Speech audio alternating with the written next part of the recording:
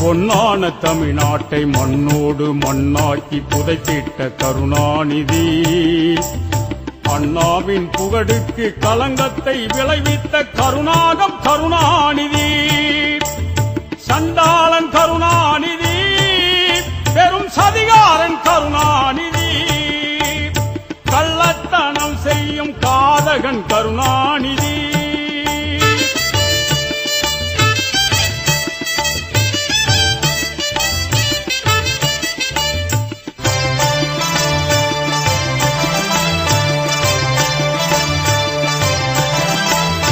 மாமதுரை மாநாட்டு கணக்கென்று கேட்ட மக்கள் திலகத்தை வெளியேற்றினார்.